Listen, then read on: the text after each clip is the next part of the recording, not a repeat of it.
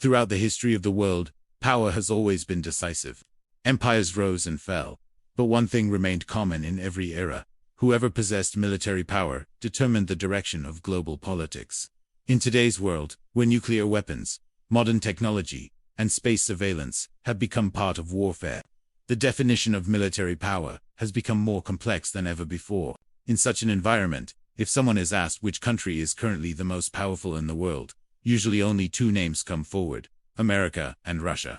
These are not merely two states, but two different ways of thinking, two different philosophies of war, and two different civilizational attitudes. America connects power with technology, economy, and global presence, whereas Russia views power through survival, resistance, and the balance of fear.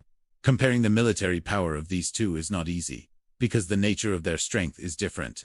If we look at the American military, the very first thing that stands out is its immense budget. America spends so much on its military that several major countries of the world combined do not spend as much. This investment is not limited to soldiers' salaries, but is spent on the most advanced weapons, research, space systems, satellites, cyber warfare, and military bases spread across the world. The real secret of American military power is that in any war it is present not only on the battlefield, but also in the air, at sea, in space, and in the digital world. In contrast, the Russian military tells a different story. After the collapse of the Soviet Union, despite economic weakness, Russia kept its military capability alive, although Russia's defense budget is far lower than America's. Russia has proven that even with limited resources, deadly weapons can be produced. The Russian military believes more in hard training, discipline, and the ability to fight in extreme conditions than in modern comforts. Cold weather, icy terrain, and long ground wars are nothing new for the Russian army. If we look at military structure, the American army is completely professional. Becoming a soldier there is a choice, and those who join go through years of advanced training. Every soldier is provided with modern weapons, advanced communication systems, and complete logistical support. During war, immediate medical facilities, aerial evacuation, and even psychological support are available for wounded soldiers. This is why American soldiers are considered extremely effective at the individual level. In Russia, the situation is different. Mandatory conscription has also existed there, due to which the size of the army is large. Russian soldiers are not accustomed to comforts, but are trained to fight under harsh conditions. Russian military thinking accepts that war is not comfortable, and that a soldier must know how to fight under all circumstances. This is why the Russian army is considered dangerous in ground warfare, especially when it comes to its own territory or nearby regions. Air power holds decisive importance in modern wars, and here America has a clear advantage. The American Air Force is considered the most powerful air force in the world. It possesses stealth aircraft that do not even appear on enemy radar. America not only has the ability to conduct airstrikes on the enemy, but can also paralyze the enemy's air power while it is still on the ground. Its drones and satellite systems provide it with a complete picture of the battlefield at all times. Russia is not weak in the air domain, but the nature of its power is different. Russia has paid extraordinary attention to air defense systems. Its missile systems are counted among the best defensive systems in the world, capable of destroying enemy aircraft and missiles from a distance. Russia knows that it may not be able to compete with America in air superiority, so it changed its strategy and made the skies dangerous for the enemy. In the field of naval power, the difference becomes even more apparent. America's Navy is present in every ocean of the world. Its aircraft carriers are essentially floating air bases, capable of carrying out complete military operations by approaching any coastline. America's naval power allows it to exert pressure on any country, even from thousands of miles away. Russia's Navy is not at that level, but calling it weak would also be incorrect. Russia's nuclear submarines quietly patrolled the oceans and possess the capability to launch devastating attacks at any moment. These submarines are a silent but terrifying weapon for Russia. When it comes to ground warfare, the balance of power shifts to some extent. The Russian army has repeatedly proven throughout history that it can be extremely dangerous in ground combat. Long wars, heavy losses, and harsh conditions do not reduce the morale of the Russian army. On the other hand, America enters ground wars with modern technology, allied forces, and a powerful support system. But prolonged ground wars create political and social pressure for it. When discussing modern warfare, the cyber and space domains cannot be ignored. America is far ahead in this field. Its satellites, digital surveillance, and cyber command provide it with informational superiority. Russia is also a quiet but effective player in this domain, capable of paralyzing enemy systems without firing a single bullet. When all these aspects are considered together, one reality becomes clear. America's military is more advanced, more organized, and more globally active, while Russia's military is more resilient, more resistant, and more dangerous within its own region. If we speak of overall military power, America holds the advantage. But if we speak of direct confrontation, Russia is a rival that is not easy to defeat.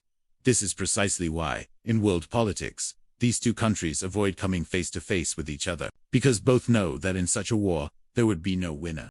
When the discussion of military power reaches nuclear weapons, the debate no longer remains limited to winning or losing a war, but reaches the very existence of humanity. Nuclear power is that boundary beyond which the concept of victory becomes meaningless. This is precisely why the real balance between America and Russia is not based on guns, tanks, or aircraft, but on those missiles which, if launched, could change the map of the Earth.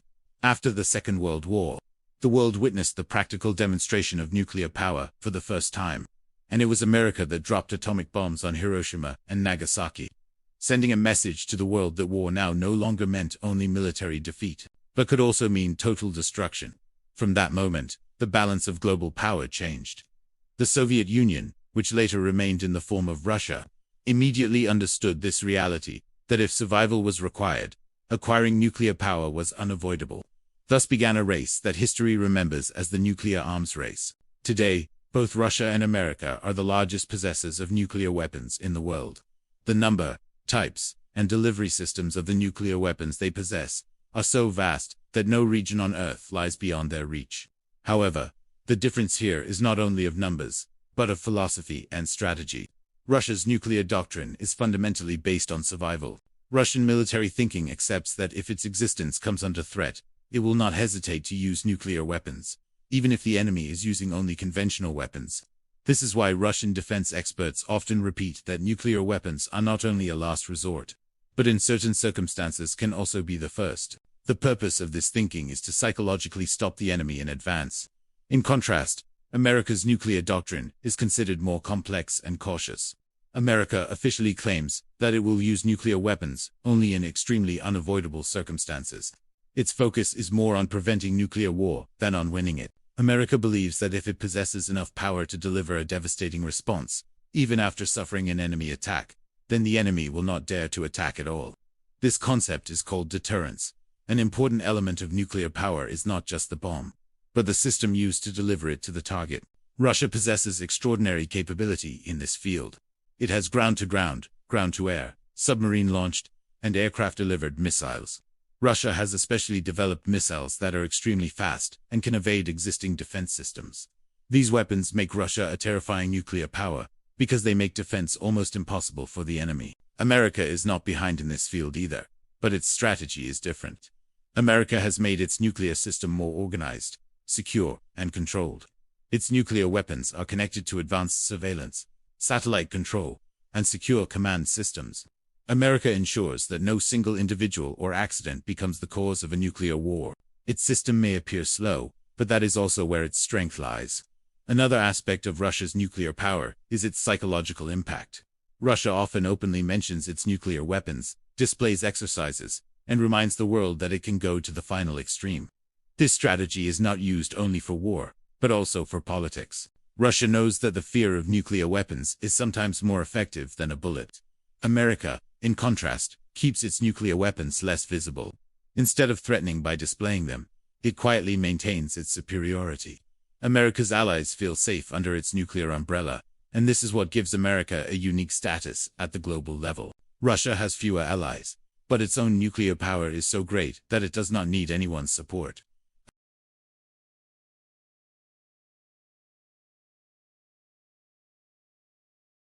This is why even during the Cold War, when both were intense enemies of each other, nuclear weapons were not used. Instead, the world witnessed proxy wars, political pressure, and economic competition. Nuclear power remained present merely as a shadow, influencing every decision.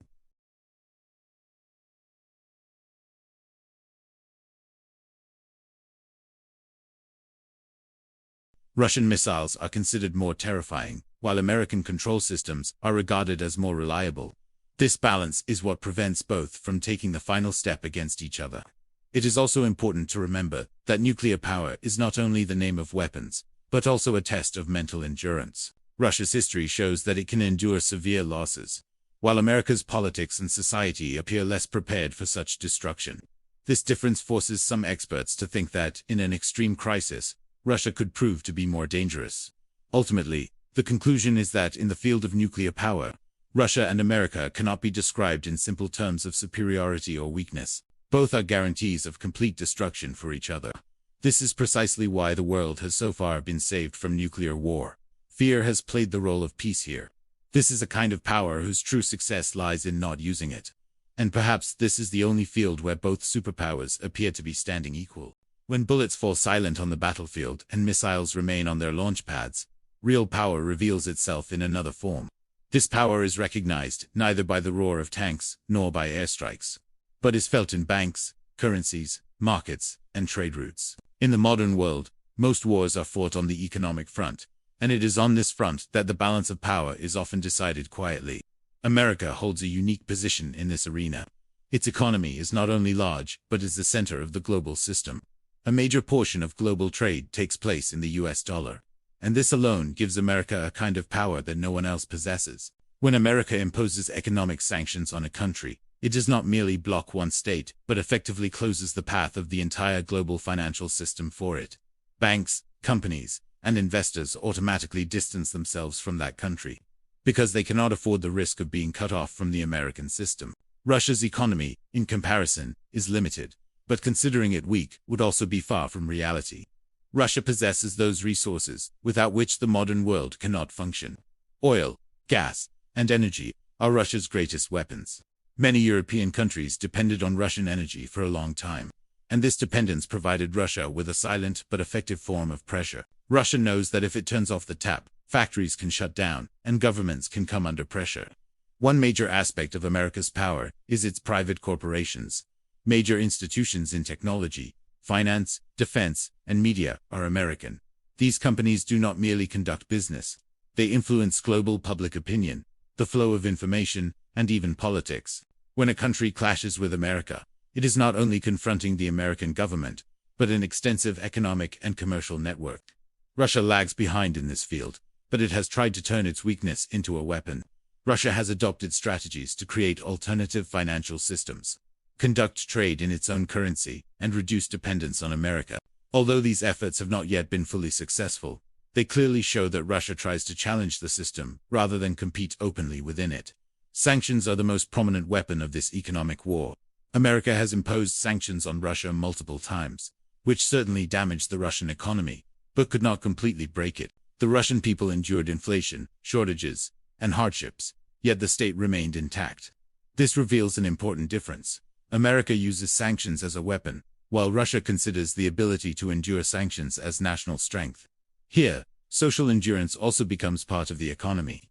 The American economy is very large, but its society demands immediate results. Inflation, unemployment, or a market downturn creates political pressure. In Russia, the state is stronger and the people are more accustomed to enduring hardships. This is why prolonged economic pressure slows Russia down, but does not force it to bend immediately. Another strength of America's economy is its alliance system. Europe, Japan, South Korea, and other major economies are connected to the American system. When America makes an economic decision, its allies often support it, multiplying the pressure many times over. Russia, in contrast, is more isolated, but it sees in this isolation a symbol of self-reliance and resistance. Economic power is also connected to the future. America invests in research, education, and innovation, which allows it to continuously create new industries. Russia lags behind in this area, but maintains its expertise in sectors such as defense and energy. This difference shows that America's economy is more flexible, while Russia's economy is more rigid and limited. If the economy is considered a battlefield, it can be said that America is the general of this field. It makes the rules, runs the system, and has the power to include or exclude others from it. Russia is a player in this system who is dissatisfied with the rules and tries to break or change them. This struggle forms the foundation of today's global politics. Ultimately, it becomes clear that in the field of economic power, America holds a clear advantage. Its economy is not only large, but also capable of controlling the global system. Russia is weaker in comparison, but not completely helpless. Its strength lies not in speed, but in endurance. America strikes fast, while Russia prepares for a long fight. This difference explains why America often takes the initiative in economic warfare, and why Russia, instead of responding immediately, tries to show its impact over time. No bombs fall here, but the results are sometimes deeper than those of the battlefield. Power does not always stand at the barrel of a gun. Sometimes it shakes hands with a smile, quietly makes decisions in a conference hall, or makes a small country realize that its future is tied to someone else. This is the kind of power that is called global influence, and it is in this field that the true superpower is recognized. The most prominent aspect of America's power is that it is not alone. It is connected to a global network that encompasses military, economic, and political interests. From military alliances like NATO to trade agreements, America has, over decades, built a system that many countries consider beneficial to join. The beauty of this system is that it can exert influence without directly using power. A statement, a resolution, or a signal can be enough to change the policies of many countries. In comparison, Russia appears more isolated, but its isolation is both a weakness and a strength. Russia's influence is mostly in regions where there is instability, conflict, or dissatisfaction with the West. Russia steps in where America or its allies hesitate to intervene fully. This is why Russia's role is often that of a powerful party in conflicts rather than a mediator. American diplomacy is an organized and institutional process. Its embassies, think tanks, media, and educational institutions collectively create a narrative that becomes globally acceptable. Concepts like democracy, human rights, and freedom are part of America's soft power, whether or not these are applied uniformly everywhere. Through these slogans, America positions itself at a place of moral superiority. Russian diplomacy is more direct and harsh. It talks about interests rather than moral claims. Russia does not tell a country what kind of system it should adopt. Instead, it looks at what benefits it can gain from that country. This approach is attractive to some governments, especially those that have grown weary of Western pressure. Russia sends them the message that it can stand with them unconditionally, provided the interests are aligned. This difference is also evident in global institutions. America plays an active role in the United Nations, global financial institutions, and other international forums. Although it often faces criticism, its presence certainly influences decisions. Russia is also present in these institutions, but often as an obstacle or opposing voice. Russia uses the veto as a display of power, whereas America tries to build consensus, even if not entirely successfully. The field of media and information is an important component of modern influence. American media, films, music, and digital platforms exist worldwide. They are not merely entertainment, but also spread a mindset.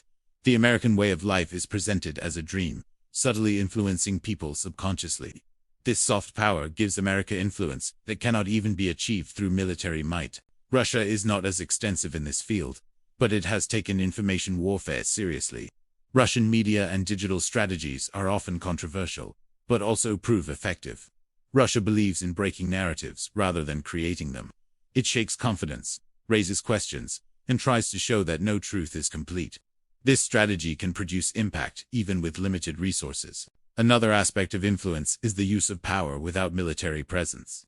America is present in many regions of the world, and its presence itself is a message. In contrast, Russia appears suddenly and decisively in specific locations. Russian intervention in Syria is an example, where, despite limited resources, it established its influence and demonstrated that it is not outside the global game. It is also important that America is often seen as a power that maintains the system, whereas Russia is seen as a power that changes it. America benefits from the existing global order, so it wants to preserve it.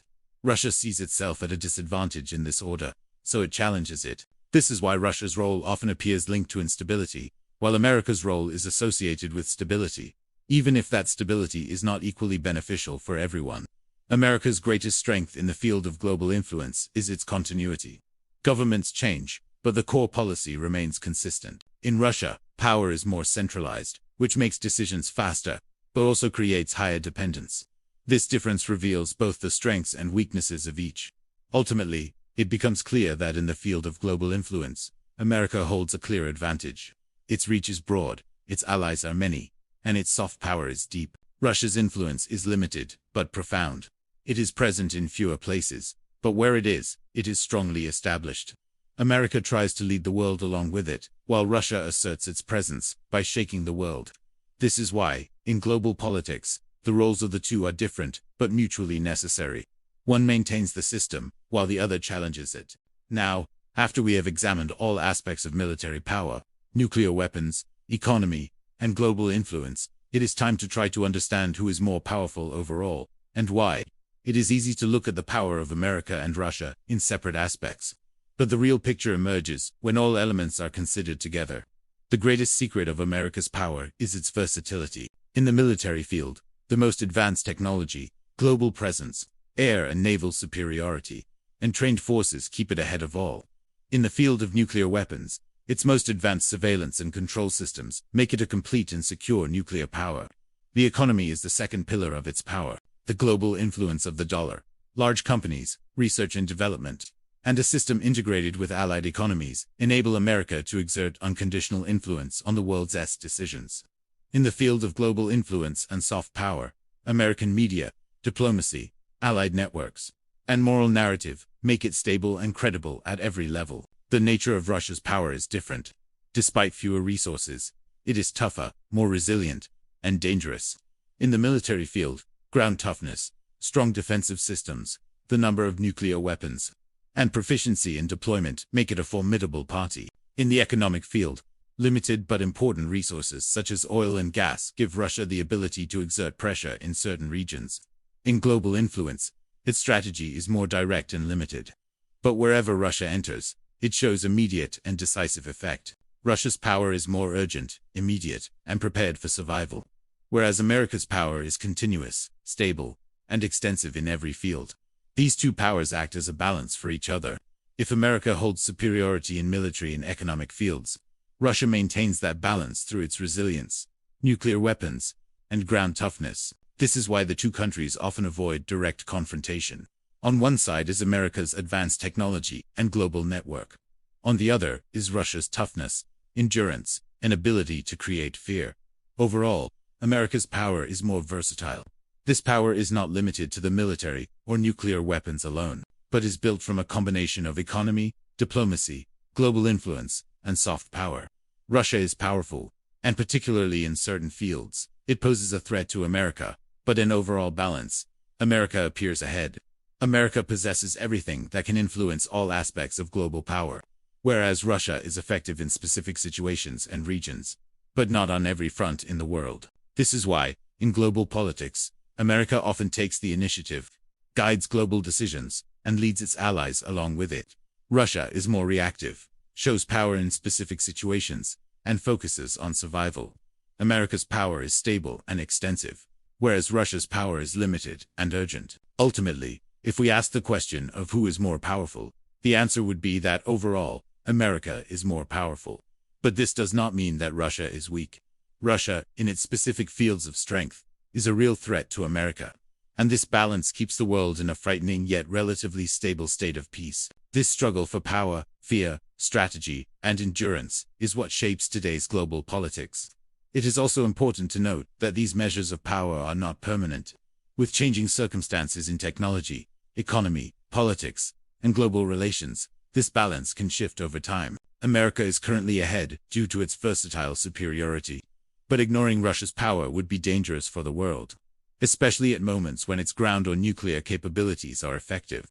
Thus, the complete picture emerges that global power is not just the story of one country, but a complex balance, where military strength, economy, nuclear weapons, influence, and psychological strategy all combine to shape world affairs.